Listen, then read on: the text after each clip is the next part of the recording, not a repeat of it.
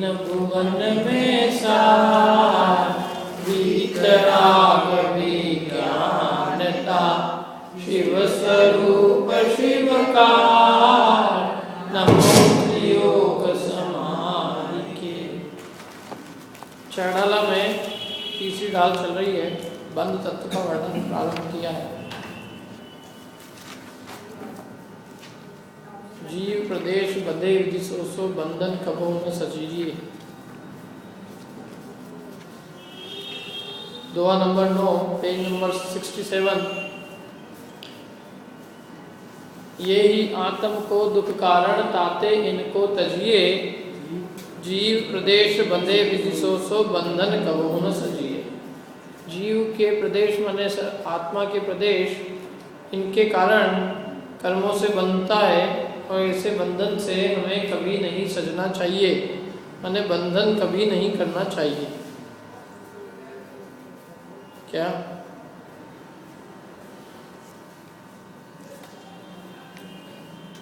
जीव के प्रदेशों का जो कर्मों से एक क्षेत्रों का संबंध है, उसी का नाम बंध है, और वो बंधन जीव को नहीं होना चाहिए, नहीं करना, कर्म बंध जीव को नहीं करना चाहिए। ये बात है। इसमें इस बंध का विचार करो पूरा, तो बंध के भेद प्रभेद है।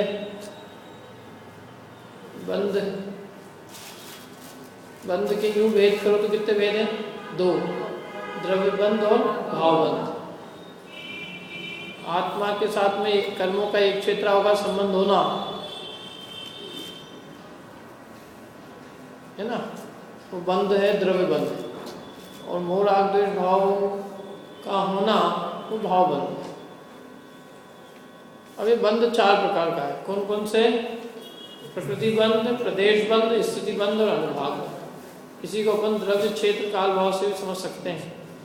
द्रव्य से माने प्रकृति, क्षेत्र माने प्रदेश, काल अर्थात स्थिति और भाव अर्थात अनुभाग। ऐसे 4 प्रकार के बंध हैं। इनमें से योग से प्रकृति प्रदेश बंध होता है और कषाय से स्थिति और अनुभाग बंध होता है।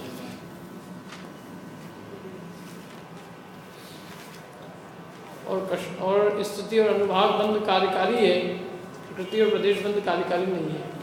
इसलिए जिन्हें बंध नहीं करना हो वे कषाय नहीं करें, अर्थात मिथ्यात्व कषाय भाव नहीं करें। ठीक है। और तो अपन ने 4 प्रकार के बंध की चर्चा की है। ऐसे प्रकृति प्रदेश स्थिति अनुभाग बंध की ना पीछे की कक्षाओं में कर चुके कि नहीं? कर चुके अपन। आगे चले अपन। मतलब बंध इतना ही है, प्रकृति प्रदेश स्थिति अनुभाग, द्रव्य क्षेत्र काल भाव, ये सब बातें करी थे अपन ने, बताई थी ना। अब देखो आगे चलते हैं। बंध कर्म बंध तत्व हो गया। संवर्ग।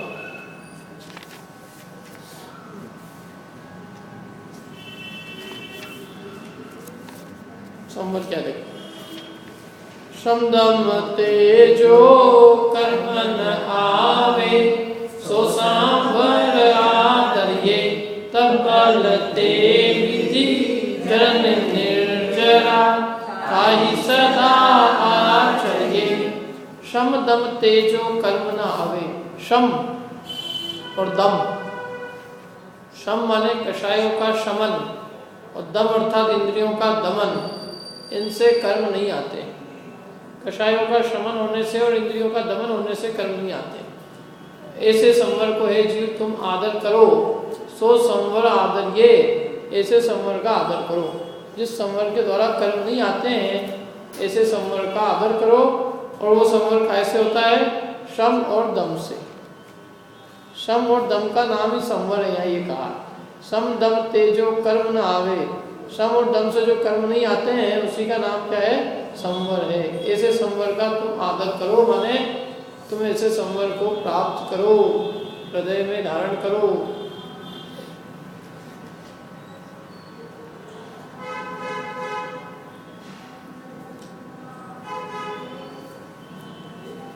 ठीक है। वैसे तो संवर के जिनवाणी में 57 भेद कहे हैं, लेकिन यहाँ हम सब 57 को 2 बातों में घटा लिया।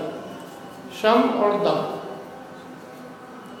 शम कषायों का शमन, दम अर्थात इंद्रियों का दमन।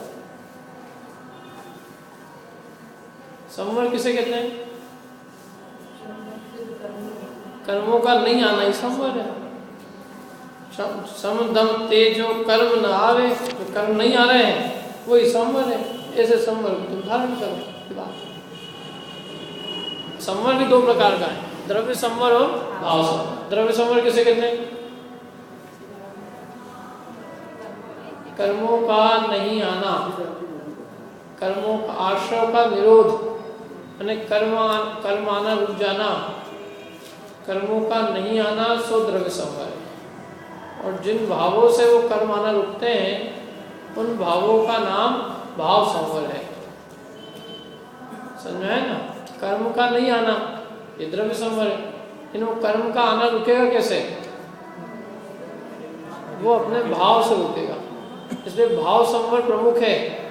द्रव्य संवर तो इतनी सी बात है कि कर्म नहीं आ रहे हैं, तो कर्म नहीं आ रहे हैं लेकिन किसके कारण से?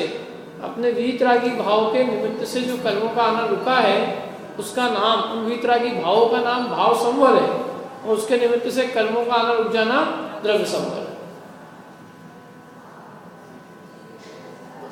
और यहाँ उस संवर को उन्होंने दो ही चीजों में, मतलब वैसे तो संवर के अनेक भेद किए लेकिन उन सबको कायम घटा दिया श्रम और दम में। संवर के अनेक भेद कौन कौन से किए जिनवाणी में हैं? ये सब भाव सत्तावन मिलकर आश्रव को खोते। ये सब भाव मिलकर, ये सब भाव 57 मिलकर आश्रव को खोते। सुपन दशा से जागो चेतन कहाँ बड़े सोते। ये कहाँ की पंक्ति है? संवर भावना में से ही। समिति, गुप्ति, धर्म, अनुप्रेक्षा, ये सब वर्णन है उसमें। तो संवर के वैसे जिनवाणी में 57 भेद कहे हैं। वो 57 कौन कौन से हैं तो लिखो, देखो। 5 समिति, 3 गुप्ति, 10 धर्म, 12 अनुप्रेक्षाएं, 22 परिषजय और 5 चारित्र। ऐसे 57 प्रकार का संवर है। कौन कौन सा? 3 गुप्ति, 5 समिति, 10 धर्म, 12 अनुप्रेक्षाएं, 22 परिषजय, 5 चारित्र। कितने हो गए? 57 हो गए। 3 गुप्ति कौन कौन सी है? मन वचन काय गुप्ति। 5 समिति कौन कौन सी है? किसको याद है? हाथ खड़ा करना। सबको याद है? 5 समिति। चलो, गुप्ति समिति। 10 धर्मों के नाम तो सबको याद ही होंगे। याद है 10 धर्मों के नाम सबको?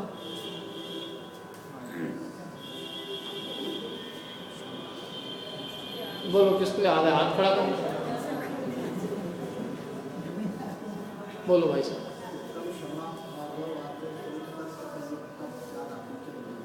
बहुत बढ़िया, 10 धर्म के नाम। तो ये गुप्ती समिति, धर्म, गुप्त समिति के नाम क्या है? 5 समिति के नाम इधर किसी को याद नहीं है? किसी को भी याद नहीं है? वाह। उधर लोग इतने बोलने के उतारू है कि उनसे पूछने की जरूरत नहीं, इसलिए पहले ही बोल रहे थे। इधर तो हम सबसे पूछते हैं तो भी कोई नहीं बोल रहा। 5 समितियों के नाम याद नहीं मैंने आप लगता है। एरिया एक ही है ना, 5 के नाम। भाषा और आदान विक्षेपण, और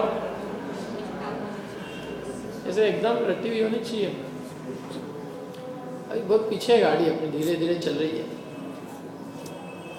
भले अपन तेज भाग जाओ तो क्या है, ये वहीं की वहीं खड़ी।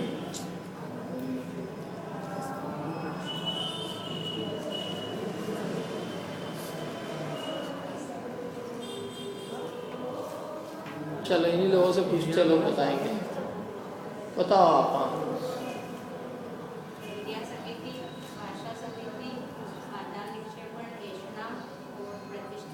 हाँ, क्रिया, भाषा, ऐष्णा, आदान निक्षेपण और प्रतिष्ठापना अर्थात उत्सर्ग समिति, ये 5 समितियों के नाम हैं।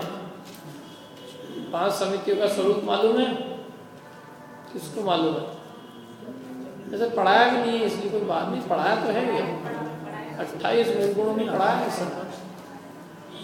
गुप्ती भी पढ़ी है 10 धर्म भी पढ़ाए हैं, 12 भावना भी जरूर नहीं पढ़ी है, 22 परीक्षा भी नहीं पढ़ाए, 5 प्रकार के चारित्र भी नहीं पढ़ाए। जो पढ़ा है वही याद नहीं है, तो जो नहीं पढ़ाया तो ठीक है, कोई बात नहीं। गुप्ती 3 गुप्ती कौन कौन सी है? मन में चल क्या है? अनुप्रेक्षा 12 भावनाओं के नाम है।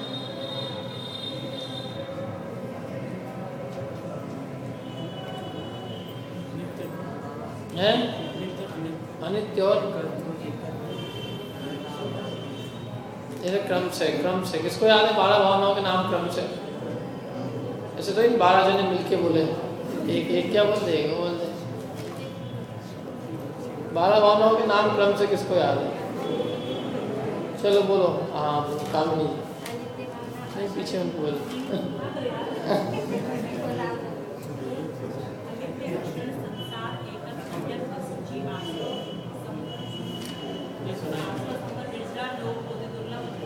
ये 12 भावनाओं के नाम। अब बताओ इधर, अब इधर वाले लोगों से प्रश्न है, जिसको बोल मेरे बिना पूछे आप बोलना चालू कर सकते हो। 22 परीक्षाओं के नाम पूरे के पूरे किसको याद है? आपको याद है 22 के याद? चलो बता। क्या शुरू से बोलना? क्षुधा,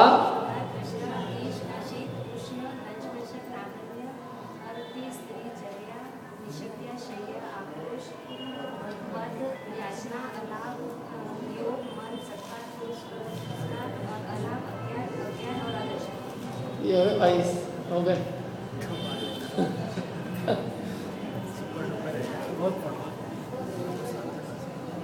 और किसको याद है 22 परीक्षा के नाम? अब बताओ चलो, जिसको भी हाथ लगाना है। ये याद नहीं किसी को, ये कठिन है, सबसे कठिन चीज यही है 22 परीक्षाओं के नाम। 5 चारित्र, उसके नाम किसको याद है? सरवार सिद्धि किताब है, सरवार सिद्धि जिनवाणी, ताले में बंद है कि बाहर है? उसकी चाबी कहाँ रहती? चाबी है?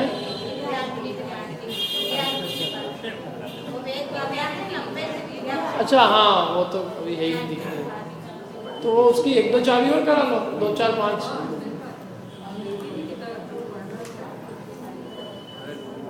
सरवार सिद्धि अभी चाहिए होती, उसमें तो बहुत अच्छा वर्णन दिया 22 परीक्षाओं का। फोटोकॉपी करा के मैं लाऊंगा नहीं तो अगली बार। चलो 5 चरित्र के नाम बताओ। 5 चरित्र के नाम किसको याद है? नहीं चारित्र, आचार नहीं, चारित्र। दर्शन, ज्ञान, चारित्र, तप, वीर्य अलग है वो। 5 चारित्र के नाम है, किसको याद है? 5 चारित्र के नाम जिसको याद है उसको 5 रुपये कितने का इनाम?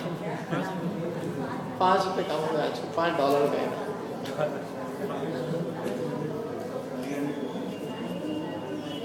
चलो किसको याद है? याद है भाभी जी बोलो। वैसे तो आप क्लास के बाहर फिर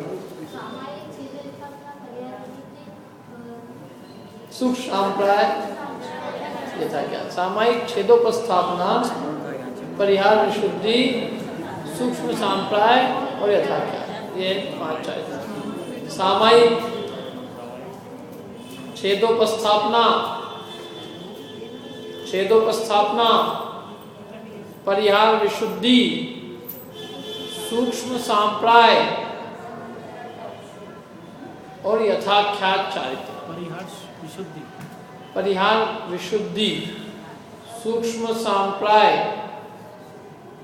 और यथाख्यात चारित्र, ऐसे 5 भेद है। सामायिक, छेदोपस्थापना, परिहार विशुद्धि, सूक्ष्म संप्राय और यथाख्यात। यथाख्यात जैसी यथाख्यात हो गए 5। बताओ अब संवर ये हो गए, संवर के 57 भेद सब लिख लिए। 3 गुप्ती, 5 समिति, 10 धर्म, 12 अनुप्रेक्षा, 22 परिषजय, 5 चारित्र। इस प्रकार से संवर के कुल 57 भेद हो गए। गुप्ती मनोचन काय की गुप्ती। अब क्या करता है ये जीव संवर के लिए इनका पालन करता है। जैसे संवर प्राप्त करना है, कर्मों का आना रोकना है, तो इसके लिए क्या करता है, काया की चेष्टा रोकता है, वचन की चेष्टा रोकता है, मन में पाप विकल्प नहीं करता है, और वो मानता है कि मेरे गुप्ती हो गई। जबकि आचार्य कहते हैं कि अभी गुप्ती हुई नहीं है। क्यों? काया की चेष्टा स्वयं ने रोक रखी है, वचन की प्रवृत्ति रोक रखी है। तो पहले काया की चेष्टा का करता था, काया पहले शरीर की क्रिया का करता होता था, और शरीर नहीं हिले डुले उसका करता हो गया। पहले बोलने का करता था, अब मैं नहीं बोलूं मने वचनों को रोकने का करता हो गया। पहले मन है ना, तो मतलब वो करता वैसा का वैसे ही बना रहा। और गुप्ती होती है वो निवृत्ति में होती है, और प्रवृत्ति अभी भी इसकी बनी हुई है। पहले प्रवृत्ति बोलने की थी, अब प्रवृत्ति रोकने की है। पहले प्रवृत्ति काय की चेष्टा करने की थी, अब काय की चेष्टा रोकने की है। मैंने सहज मन वचन काय की प्रवृत्ति अभी उसके मिटी नहीं है। और जहाँ मन वचन काय की प्रवृत्ति का सहज मिटना होता है उसका नाम गुप्ती है। मोक्षण प्रकाश ग्रंथ है, वो तो यही लिखा होगा।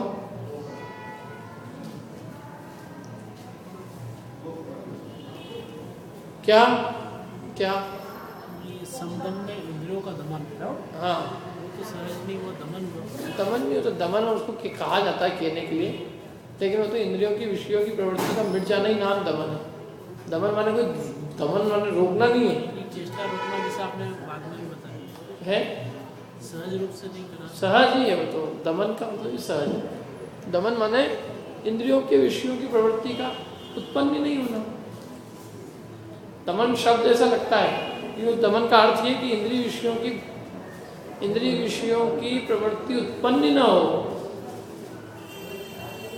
क्या इच्छाओं का उत्पन्न न होना वो दमन है।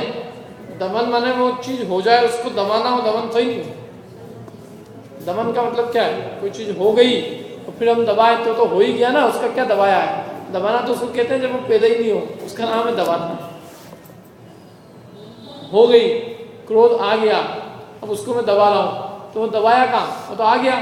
विषयों की इच्छा उत्पन्न हो गई, फिर मैं दबा रहा हूँ, तो दबी कहाँ, वो तो आ तो गई। दबने का मतलब क्या है, वो उसकी विषयों की इच्छा उत्पन्न ही नहीं होना, उसका नाम दमन है। जो उत्पन्न ही नहीं हुई तो दमन किसका करना, हो गया अपने आप दमन। वो दम गई माने वो नष्ट हो गई, तो विषयों की इच्छा के अभाव का नाम दमन है। इसमें दिया आगे सर, वो तो शब्द क्या है देखो, दोहे में पंक्ति में तो उसी तरह से लिखेंगे ना। हर्षा दमन की आएगी और भाव उसका इंद्रिय विषयों की इच्छा उत्पन्न न होना है। आपने गुप्ती में क्लियर करी, गुप्ती में क्लियर करी ना अपन गुप्ती, इसीलिए तो मैंने आपका प्रश्न समझ के गुप्ती की बात चालू करी थी। इनका पहले ये समझ लो तो अपने आप समझ में आ जाएगी। देखो, बाई वचन मन काय की चेष्टा मिटाए, बाहर में मिटाए, काय की चेष्टा मिटाए, वचन की, काय की। पाप चिंतन ना करे, खोटा चिंतन नहीं करना, मौन धारण करना, गमन आदि नहीं करना, उसे यह गुप्ती मानता है। ये गुप्ती है कि नहीं?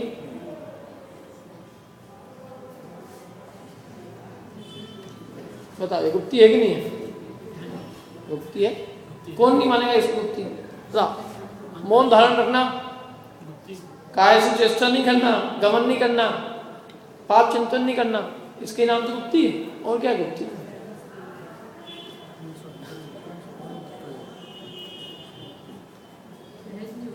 सो कह रहे हैं, सो यहाँ तो मन में भक्ति आदि रूप प्रशस्त राग से नाना विकल्प होते हैं।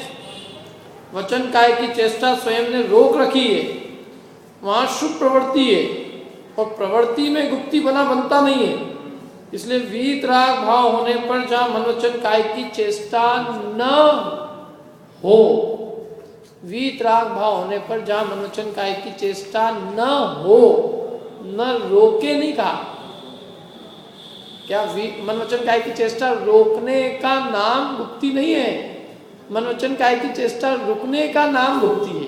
तो जब वीतराग भाव होने पर मन वचन काय की चेष्टा नहीं होती है, तब उसका नाम वही सच्ची गुप्ती है। ये तो और भी है ना, एक ग्रंथ तो, और सबको ही दे दो एक ग्रंथ, एक एक। वो सर्वार सिद्धि सर्वार सिद्धि तो कोई बात नहीं, उसको अपन कल कर लेंगे। अभी आज तो मोक्षण प्रकाशन दे दो सब, परीक्षा तो अपन बाद में सहेंगे। अभी सबसे पहले मोक्षण प्रकाशन का गुप्ती का प्रकरण, बहुत बढ़िया प्रकरण है। मैंने एक बहुत सालों पहले एक प्रवचन सुना था, मेरे जीवन का दूसरा पहला प्रवचन होगा होकर। उसमें एक बहुत बढ़िया बात आई थी कि यदि ये जीव अंतर्मुहूर्त भी मौन रख ले 228, तो इसका मोक्ष हो जाए। 228 पेज, अंतर्मुहूर्त भी जीव यदि मौन रख ले तो इसका मोक्ष हो जाए। तो मैंने कहा तो बहुत सरल उपाय बताया पंडित जी, हम तो अभी रख लेंगे अंतर्मुहूर्त का 1 घंटे मौन, दिन भर मौन, 10 बार मौन से जाएगा। तो उन्होंने एक बात कही लेकिन कि मौन रखने में भी जीव को ये विकल्प बराबर बना रहता है कि मैंने मौन रख रखा है, मौन की क्रिया का कर्ता वो बना हुआ रहता है। सहज नहीं हुई है उसके, सहज हो जाए उसके तो सहज होने पर तो मुक्ति है, लेकिन रोकने पर मुक्ति नहीं है, क्योंकि वो वचन की क्रिया का भी कर्ता बराबर बना हुआ है। तो उसके अभिप्राय में भी बैठा है कि मैं वचन को रोक सकता हूँ, तो मैं वचन की क्रिया का करता हूँ, ऐसा भाव। जबकि वीतराग भाव का जब वीतराग भाव प्रकट होता है तो सहज वचन की चेष्टा रुक जाती है, कर्ता तो बुद्धि खत्म हो जाती है, वो कोई रोकता नहीं है। मतलब वो ये नहीं मानता कि मैं बोल सकता था, अब मैं बोल नहीं रहा हूँ, अब मैंने रोक रखा है, तो वो रोकने का नाम नहीं, रुकने का नाम मुक्ति। जैसे काय की चेष्टा रोक रखी है, रुकी नहीं है। वीतराग भाव होने पर जो सहज रुकती है उसका नाम रुकती है।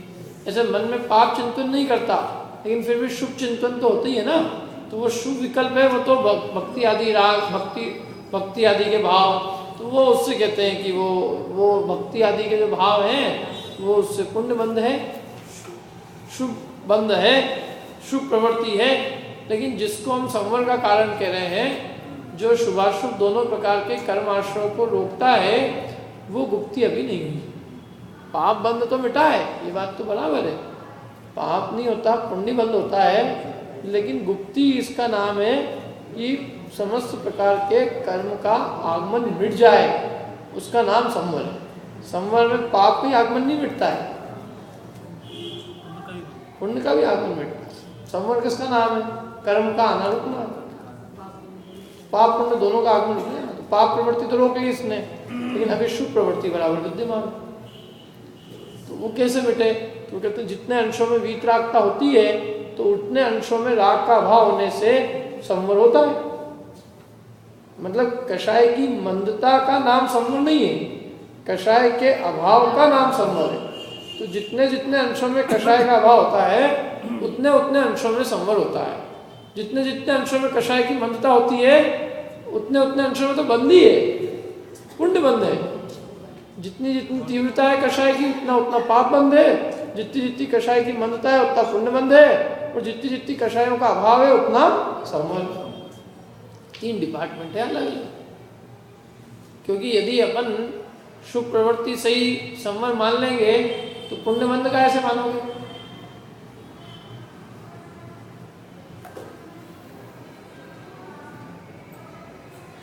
अशुभ से पाप, शुभ से संवर, पुण्य बंध का कारण कौन ठहरेगा?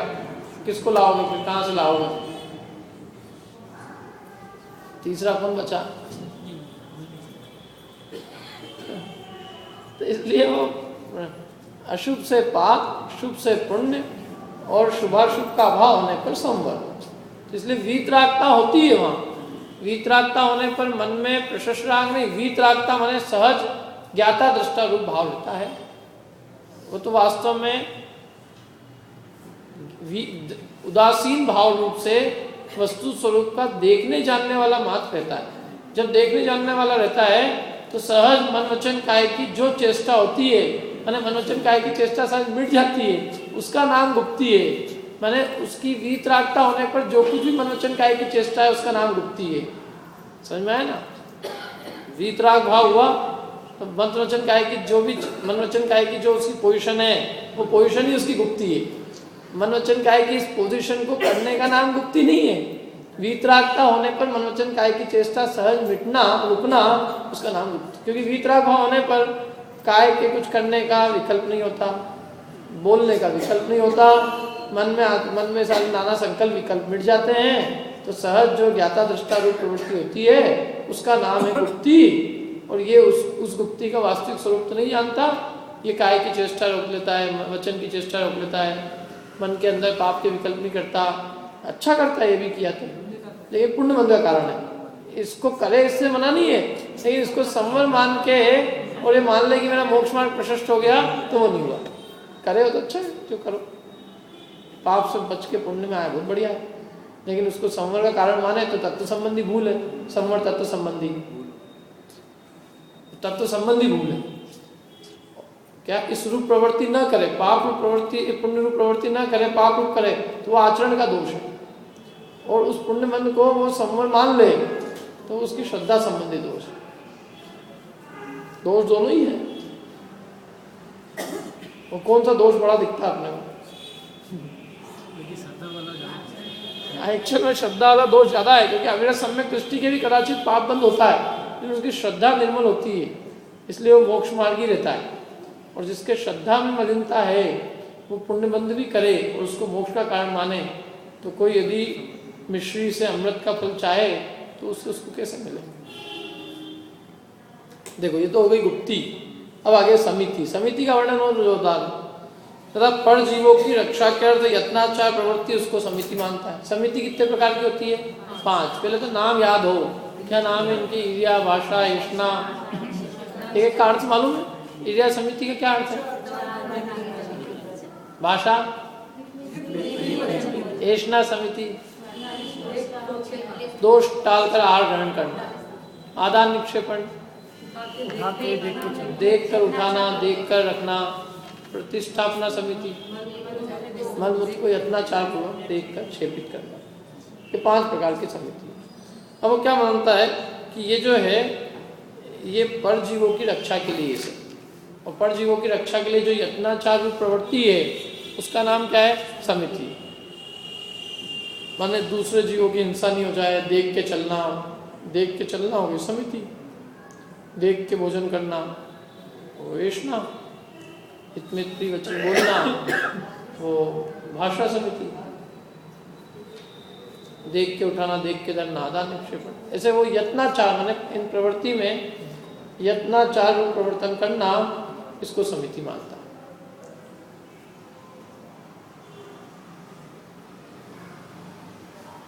देखो मुनि जीवन में 5 प्रकार के महाव्रत होते हैं ना, तो उन 5 महाव्रतों में अहिंसा महाव्रत की सिद्धि के लिए 5 समिति होती है कि अब कुछ क्रियाएं ऐसी है जो उनके जीवन में अति आवश्यक है। आहार ग्रहण करना, मलमूत्र क्षेपित होना, पीछे कमंडल उठाना धरना, है ना, बोलना कदाचित। तो ये इन क्रियाओं का सर्वथा अभाव उसमें नहीं हो सकता। तो ये क्रियाएं तो होगी। अब ये क्रियाएं होगी तो उनमें किस रूप में प्रवृत्ति होगी क्या? तो ये क्रियाओं करने का नाम समिति नहीं है। ये क्रियाएं तो होती है, और होती है तो ये क्या करता है? उन्होंने होती है उसमें यत्नाचार में प्रवृत्ति करता है और उसको ये मानता है कि ये मेरी क्या हो गई? समिति हो गई। अब इसमें क्या भूल है बताओ? देखो समझ में नहीं आता ना इसमें क्या भूल है, तो एकदम ऐसा लगता है बिल्कुल निर्दोष। तो देखो आगे क्या कहते हैं। सो हिंसा के परिणामों से तो पाप होता है, और रक्षा के परिणामों से संवर कहोगे तो पुण्य बंध का कारण कौन ठहरेगा? क्या कहते हैं? पहले मारने की भाव थी, अब बचाने के भाव है। मारने के भाव से पाप होता था, बचाने के भाव से यदि तुम संवर कहोगे तो पुण्य बंध का कारण कौन ठहरे? ये प्रश्न किया उन्होंने। पहले मतलब जीव मरे इसकी कोई चिंता नहीं थी, मरे।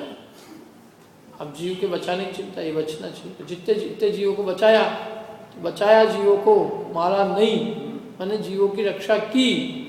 तो रक्षा की ये क्या हुई? हमने समिति का पालन किया, ऐसा वो मानता है। अब देखो क्या कहते हैं, तथा ऐष्णा समिति में दोष टालता है, 46 दोष। तो वहाँ रक्षा का प्रयोजन है ही नहीं। जैसे कंकड़ आ गया, कंकड़ आने पर भोजन का त्याग किया, अंतराय आ गया। कोई आवाज़ सुनी, भोजन का त्याग कर दिया। कोई रोना सुना हुआ, भोजन का त्याग कर दिया। और भी अनेक जो अंतराय होते हैं 14 प्रकार के, तो उनमें से कोई भी अंतराय होने पर भोजन टाला, तो वो उसमें सभी जीव रक्षा के लिए नहीं है। यदि आप देखोगे उसमें तो क्या धात्री दोष, दूध दोष, ऐसे बहुत सारे जो दोष है उन दोषों को टाल के भोजन करना, तो उसमें जीव रक्षा से क्या लेना देना? जैसे बच्चा जिस घर आहार के लिए जाए तो उस जगह वहाँ के बच्चे को किसी को नहीं खिलाना, धात्री कहते हैं ना, दाई माँ होती है। तो दाई माँ जैसे मतलब कोई बच्चा है तो बच्चे के हिसाब से उसे प्रेम से बात कर लेना, उसको कोई उसके योग्य कोई उपचार बता देना, उपचार आदि बता देना, वैद्यक दोष, ऐसे बहुत सारे दोष होते हैं जो वो टाल के आहार लेते हैं। वो आहार लेते ही मतलब वो तो क्या है कि सबसे पहली चीज़ होती है, आहार लेते ही वो वहाँ से चले जाते हैं, वो वहाँ बैठ नहीं सकते। क्यों नहीं बैठ सकते? क्योंकि वो सबसे खतरे की जगह है। वो बहुत सबसे बड़ा मतलब सबसे खतरनाक जगह जो होती है वो गृहस्थी का घर होता है, क्योंकि वो वहाँ राग द्वेष के अनेक निमित्त बने रहते हैं। वो तो आना पड़ता है, क्या करे, आहार के लिए, नहीं तो कोई उपाय नहीं है। तो जैसे आदमी को शत्रु की सेना में जाना पड़ता है लड़ने के लिए, अब सामने वाला आ गया लड़ने के लिए, तो क्या करे, लड़ना पड़ रहा है। लेकिन लड़ना पड़ रहा है, लेकिन जान करे कौन घुसे उसमें, और लड़ना पड़ रहा है तो आदमी बहुत सावधानी से जाता है, और जिस प्रकार से अपने शरीर को एक भी लगे नहीं वो प्रयास करते हुए और सामने वाले में से निकल के अपना काम कराता, ये करके आता है ना भाई। शत्रु सेना में गए अपन, तो अपन उसको 10 को मारा है, लेकिन अपना कुछ भी घात ना हो, इतनी सावधानी अपन रखते हैं। तो ऐसे ही मुनिराज है, तो गृहस्थी के घर जाना है, मैंने एक बहुत बड़ा युद्ध है, एक तरह से युद्ध मतलब कि कोई भी प्रकार की कालीमा न लग जाए। कालीमा मतलब उसके घर पे अनेक विषय भोग के साधन हैं, उसकी चर्चाएं राग द्वेष से प्रेरित है, और उसके अनेक उसके स्वार्थ लगे हुए हैं, तो ये सारे उसके प्रयोजन है पे वहाँ पे है। तो अब वो जाएंगे तो वो पूरी सावधानी के साथ जाते हैं, और बस आहार लेते ही इसलिए वो तुरंत जो है लौट जाते हैं। और यही कारण है कि वो उस जगह बैठते भी नहीं। बैठ जाए एक बार तो फिर आदमी जो है बैठने के बाद तो बोले ठीक है, मतलब बैठ गए तो 5 मिनट तो ऊपर खड़े होने में लगेगा, 1-2 मिनट लगेंगे ही ना, तो वो अपनी बातें सुना सकता है। अब खड़े हैं और खड़े और वो भी हाथ है, एक थाली भी रहेगी, तो थाली भी रखने में बहुत बड़े चक्कर है। थाली के अंदर भी थाली होएगी, तो थाली के अंदर परोसेंगे, फिर परोसेंगे तो उसके अंदर लोग परोसने में तो फिर देखते ही अपन कितनी जो है लोग अपनी सीमाएं उल्लंघन कर देते हैं। एक इधर से घुसेड़ रहा है, उधर से घुसेड़ रहा है, उधर से घुसेड़ रहा है। वो आदमी अपनी थाली की सुरक्षा ऐसे करे जैसे हिंदुस्तान को पाकिस्तान से अपनी बॉर्डर की सुरक्षा करनी पड़ती है, कहीं कोई घुस नहीं जाए अंदर से। तो इसलिए वो थाली में नहीं, हाथ है, हाथ में ज़्यादा से ज़्यादा कितना परोस सकता आदमी, एक हाथ जितने परोसा जाएगा ना, और अधिक नहीं परोस सकते। थाली के अंदर तो बहुत है, कुछ भी परोस सकता है। एक लड्डू डाल जा रहा है, बोले मेरे हाथ से तो कुछ यही नहीं, एक पेड़ा डाल गया, मेरे हाथ से ले वो डाल क्या। अब देखते ही लोग कितनी मर्यादाओं का उल्लंघन करते हैं। तो इसलिए थाली नहीं, हाथ, और खड़े नहीं, ये बैठे नहीं, खड़े क्या, और खड़े पेट पूरा, मतलब बैठे भोजन ज़्यादा खाने में आता है, खड़े में कम होता है। और इतनी फुर्सत नहीं ना आती, जैसे बैठ गए तो फुर्सत का काम है, आराम से बैठ गए। हाँ लाओ क्या लाना है जो भी है। इतनी फुर्सत ही नहीं है हमको। हमें तो अपना जो अपना आत्मा का काम करना है वो फटाफट जाना है। हम तो बिल्कुल शत्रु की सेना में आए हैं तो इधर एकदम पूरी सावधानी, वहाँ 1 मिनट का भी जो है समय नहीं, तो भागना है वहाँ से। तो भागना है तो इसलिए बैठने का फुर्सत कहाँ। और फिर बैठेंगे तो बैठने में 10 चीज़ें हैं। जब बैठेंगे तो आसन कैसा आएगा, क्या एक लकड़ी का लाएगा, एक चांदी का ही ले आएगा, एक सोने का ले आएगा, वहाँ हो जाएगा काम चालू क्या। तो इसलिए वो सब चीज़ें हैं, वो बैठते नहीं, खड़े खड़े आहार ग्रहण करते हैं। तो जब इतनी है, जब वो बैठने जितना समय नहीं देना चाहें तो वो आहार के बाद कैसे उसके यहाँ बैठ सकते हैं, बैठ ही नहीं सकते। क्यों नहीं? उसका कारण यही है कि वो उसकी संगति में न आए। उसकी संगति में आएंगे तो दिक्कत हो सकती है। काजल की कोठरी हुआ है, बहुत बढ़िया उदाहरण। तो काजल की कोठरी के समान है। काजल की कोठरी में कितने ही करे कोई व्यक्ति, लेकिन वो दोष मतलब काला लगने की संभावना है। क्या दूसरा ये कि वो इसीलिए आहार लिया ना, आहार तो आहार लेने के तुरंत, अब आहार तो हो ही गया है, अब तो कोई प्रयोजन भी नहीं रहा ना, इसलिए तुरंत निकल जाएंगे। निकलने के बाद भी वो आचार्य परमेष्ठी के पास जाके और वो पूरी घटना का निवेदन करके, और यदि कोई दोष हुए हो तो फिर उसकी वो आलोचना करते हैं तत्काल। ये नियम है, ये मतलब ये मुनिचर्या का नियम है कि आहार होने के बाद में उनको अपने जो बड़े हैं उनके पास जाकर वो उस चर्या का निवेदन करना ही होगा, क्योंकि उसमें दोष लगने की, वहाँ जो है वहाँ गए हैं मतलब कुछ न कुछ गड़बड़ हो सकती है।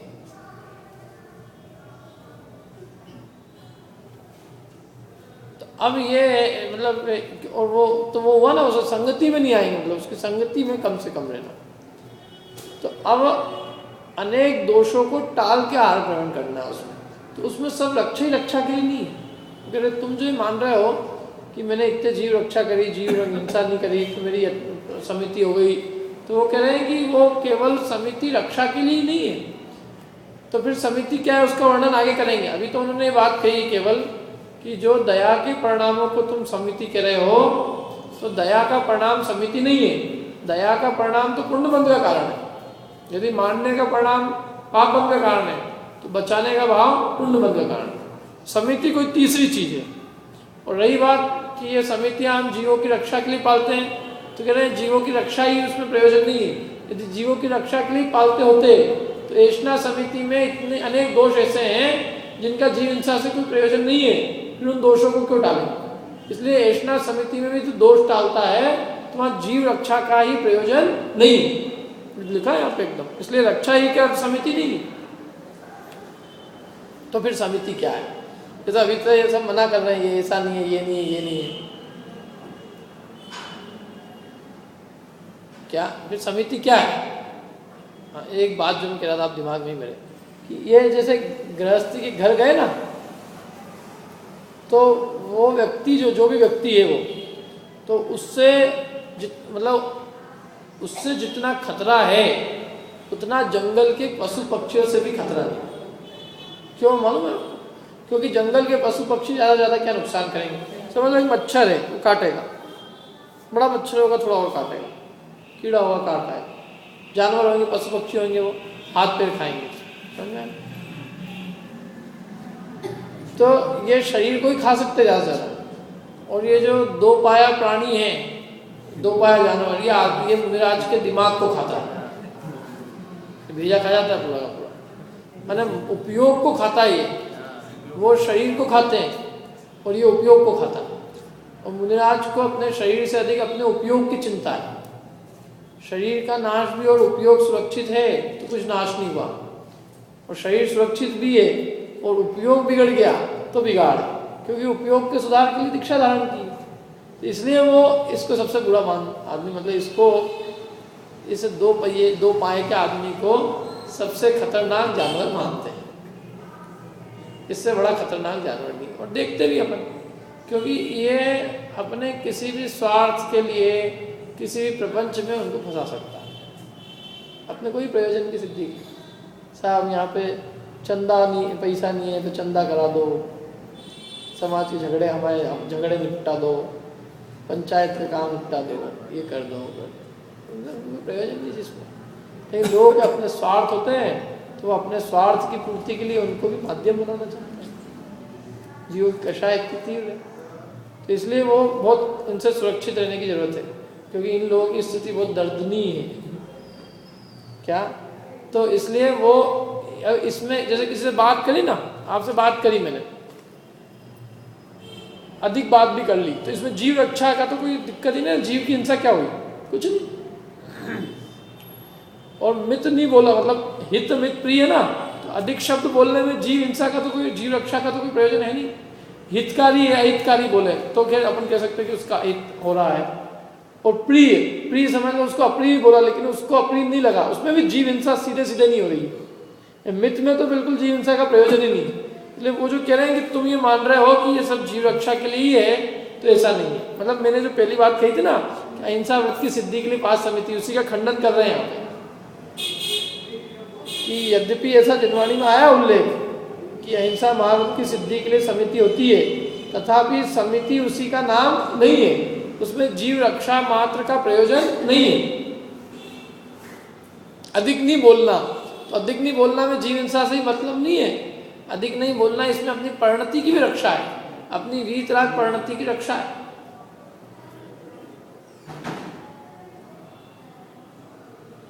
ऐसे 4 हाथ आगे जमीन देखकर चलना, तो उसमें न केवल जीव रक्षा मतलब जीव हिंसा न होगी, अपितु अपने आप इधर उधर देखने पे होने वाला राग का भी स्वयं अभाव होगा।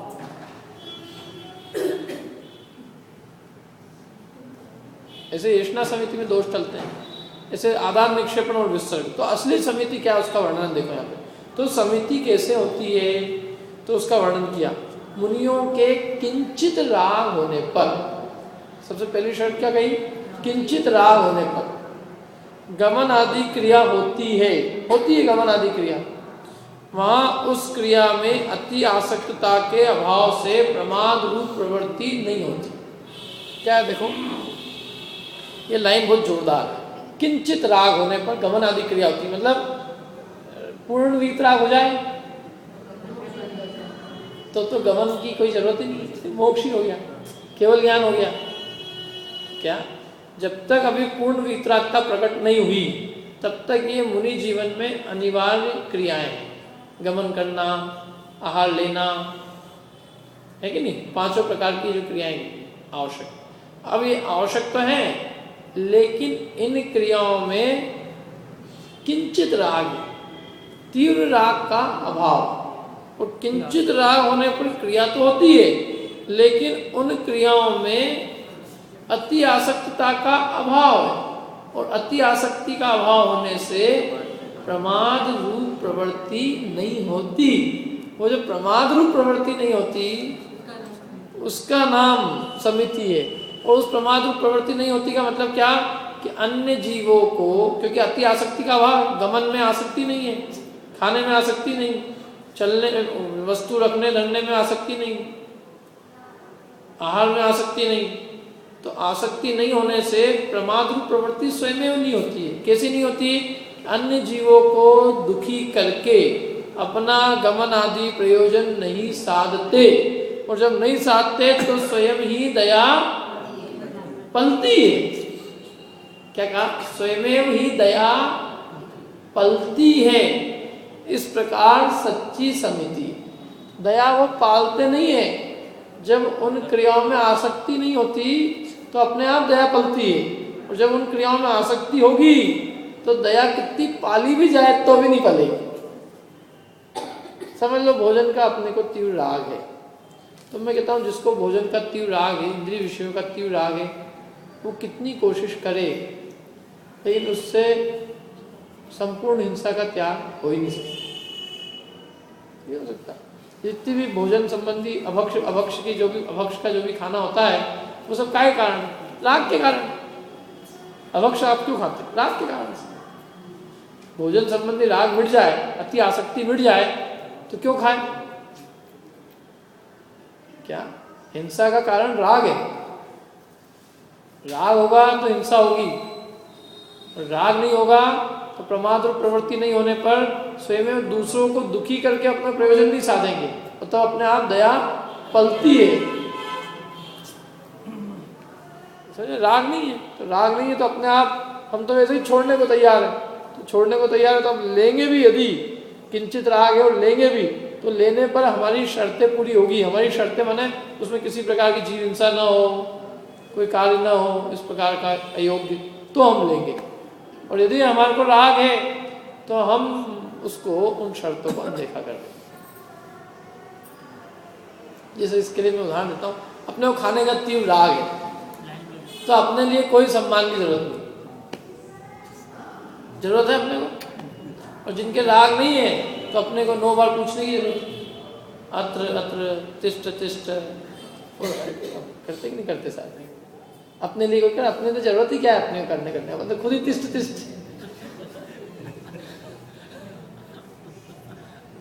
क्या क्या आवश्यकता है इन सब की बोलने की? क्यों? क्योंकि राग है ना तीव्र, और राग तीव्र होने से अति आसक्ति है उस संबंधी, आसक्ति है तो कुछ भी हो आने दो, अपने चलेगा, दिन है रात है कोई मतलब नहीं। ये सब विवेक किसको आएगा मालूम है? ये सब भक्ष अभक्ष का विवेक सब राग के अभाव में होता है। जिनके राग तीव्र होता है वो एक बात मतलब कान में सुनने ही नहीं, पढ़ना देना चाहते, कान में सुनो, यहाँ क्या करेंगे, यहाँ के सुनेंगे और रात को नहीं खाना, आलू नहीं खाना, ये नहीं खाना, ये और छोड़ना पड़ता, मतलब जाते ही नहीं। इसलिए सबसे बढ़िया इलाज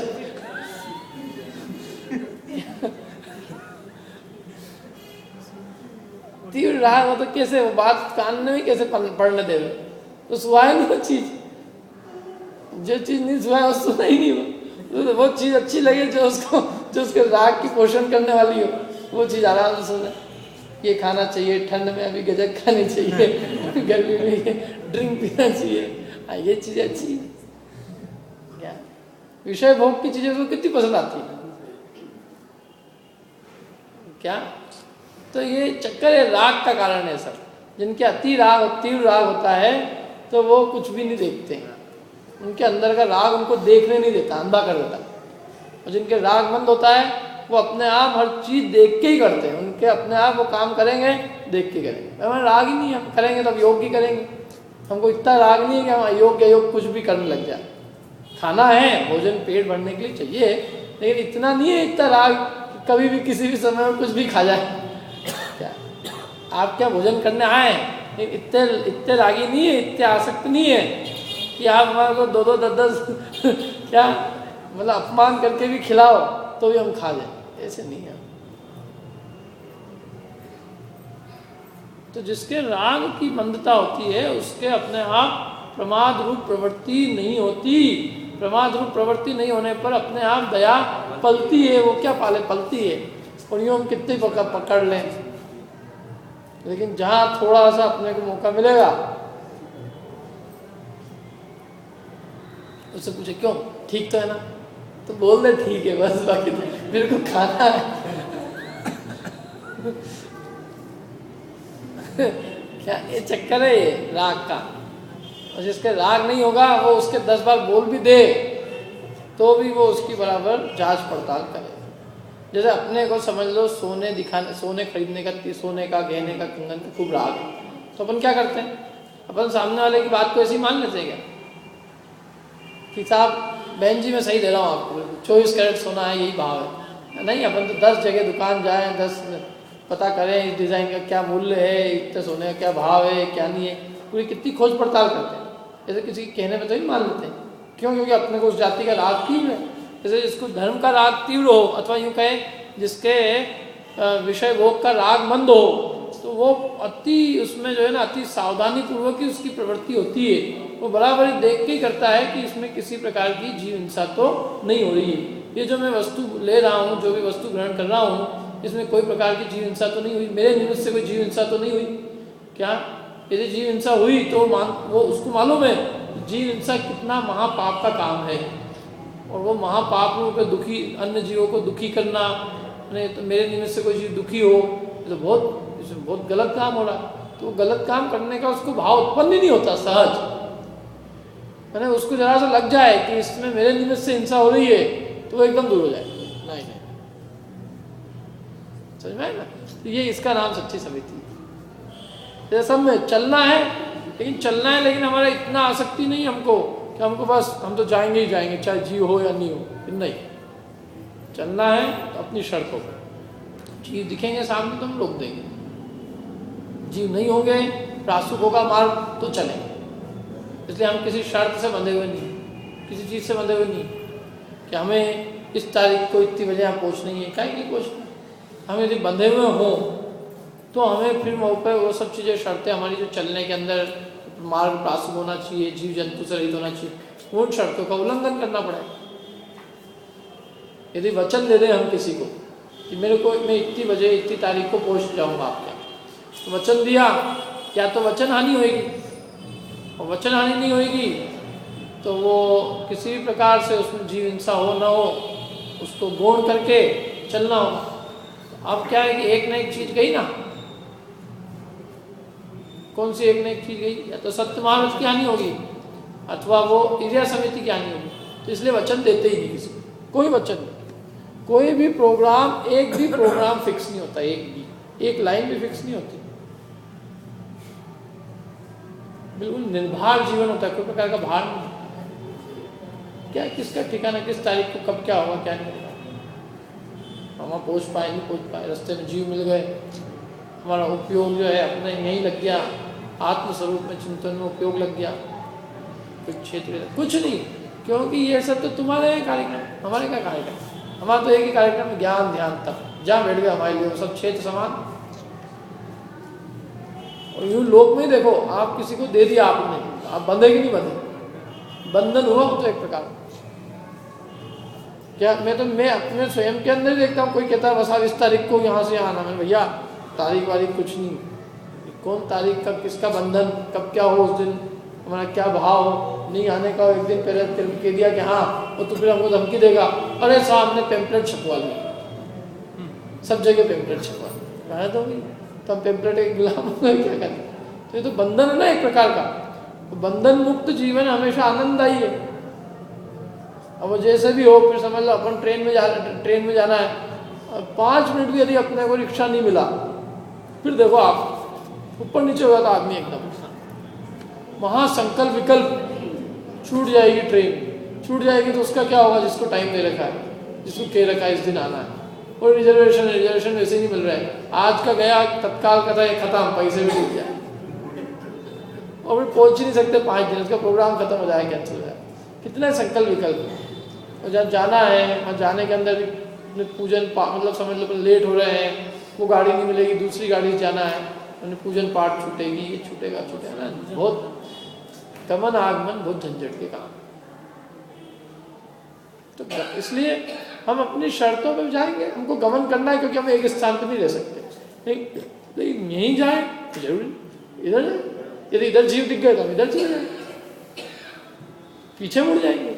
हमें कोई बंधन नहीं, जाना तो जरूरी है, लेकिन उस क्रिया में इतनी आसक्ति नहीं है कि हम उसमें प्रमाद रूप प्रवृत्ति करें। इसलिए प्रमाद रूप प्रवृत्ति नहीं होती तो अपने आप दया पलती है। उसमें दया पालने की क्या बात है? दया पलती, समझ में आ रही ना बात? और दया पलने का नाम, उसका नाम है सच्ची समिति। क्या स्वयं भी दया पलती, इस प्रकार सच्ची समिति है। मैंने ये देखो, सीधी सी बात ये कि ये जीव इन सब चीज़ों को कोशिश कर करके करता है। ये करना, आप 4 आगे की ज़मीन देख के चलना, 4 ज़मीन देख के चलो, ऐसा नहीं है। वो कह रहे हैं कि जब तेरे इधर उधर देखने का भाव मिट जाता है और किसी जीव की हिंसा तू करना नहीं चाहता, तो जो भी क्रिया करेगा, चलने की क्या, जो भी क्रिया करेगा वो अपने आप जीव हिंसा को टाल कर ही होगी। जीव हिंसा को करके वो कार्य नहीं करेगा, और जीव हिंसा को करके नहीं करेगा तो चलेगा तो अपने आप देख के चलेगा, बैठेगा तो देख के बैठेगा, उठेगा तो देख के, कोई चीज़ उठाएगा तो देख के उठाएगा, मन मूत्र क्षेपण करेगा तो देख के करेगा। मैंने वो किसी को कितनी सिखा दिया जाए, लेकिन एक सिखाना एक चीज़ और एक स्वयं अंतरंग से भाव होना कि मेरी किसी भी परिणति से जीव हिंसा न हो, तो जिसके अंदर में भाव है उसकी सारी प्रवृत्ति समिति है, और जिसके अंदर में भाव नहीं है और वो सब जीवों को टाल के भी कर रहा हो, कि जीवों की हिंसा को खूब टालने की भी कोशिश कर रहा हो, लेकिन यदि उसकी उस क्रिया में आसक्ति है तो वो जीव हिंसा टाल सकता नहीं, इसलिए उसको सच्ची समिति नहीं होती। सच्ची समिति तो वीतराग होने पर स्वयं होती है, यानी जीव रक्षा पलती है, और जो पलती है उसका नाम समिति है। कैसे पलती है उसका उन्होंने बताया कि इन क्रियाओं में अति आसक्ति के अभाव से प्रमाद रूप प्रवृत्ति नहीं होती, तो अन्य जीवों की हिंसा करके अपना गमन आदि, माने गमन करना, बोलना, खाना, चीजें उठाना धरना, मनमूत्र क्षेपण करना, ये सारी क्रियाएं किसी जीवों की हिंसा करके अपना गमन आदि प्रयोजन नहीं चाहते, इसलिए स्वयं भी दया पलती है। इस प्रकार ये सच्ची समिति है। बाकी अपन आगे चर्चा करेंगे।